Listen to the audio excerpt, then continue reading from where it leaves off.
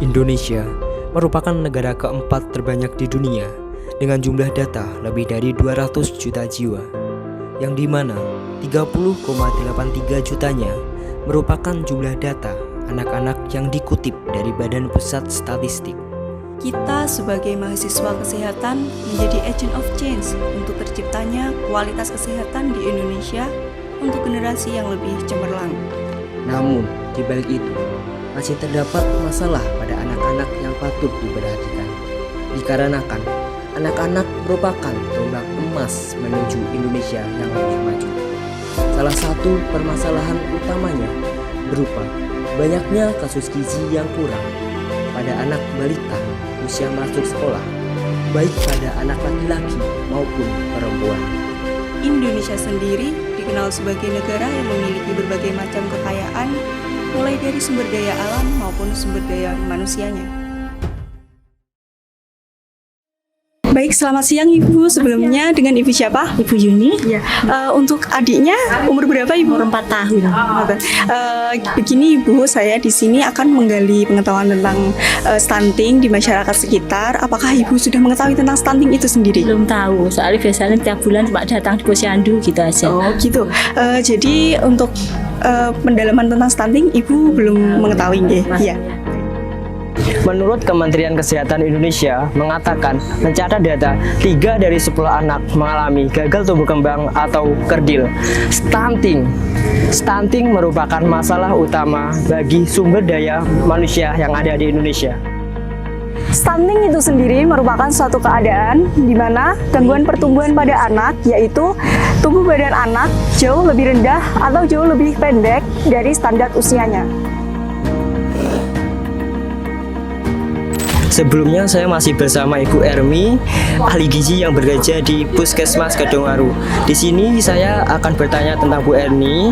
Menurut panjenengan Bu, pengetahuan masyarakat tentang stunting itu bagaimana Bu? Khususnya di wilayah Kedungwaru. Oke, jadi pada dasarnya masyarakat itu sebagian sudah mengetahui ya apa itu stunting.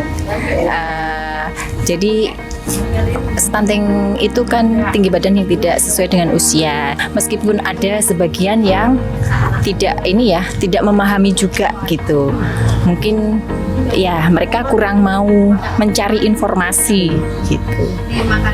Ciri dari stunting itu sendiri, biasanya pertumbuhan anak akan melambat. Kemudian, usia 8-10 tahun anak akan lebih banyak diam atau tidak banyak melakukan eye contact. Dan wajah anak akan lebih muda dari usia sebayanya. Proses terjadinya stunting dimulai dari tahap prakonsepsi. Yang pertama, yaitu remaja apabila menjadi seorang ibu dengan kekurangan gizi dan anemia. Yang kedua, akan diperparah apabila hamil dengan kebutuhan gizi yang tidak mencukupi kebutuhan. Yang ketiga, ibu berada di lingkungan dengan sanitasi yang kurang memadai. Apa saja sih dampak dari stunting itu sendiri? Dampak dari stunting terbagi menjadi 2, yaitu dampak jangka pendek maupun jangka panjang. Dampak jangka pendek itu yang pertama, terganggunya perkembangan otak pada anak tersebut dan gangguan metabolisme pada mereka. Sedangkan dampak stunting dalam jangka panjang yaitu yang pertama, menurunnya kekebalan tubuh sehingga gampang sakit, serta menurunnya prestasi belajar. Ternyata faktor penyebab dari stunting itu adalah praktek pengasuhan yang tidak baik karena kurangnya pengetahuan tentang kesehatan gizi sebelum dan pada masa kehamilan.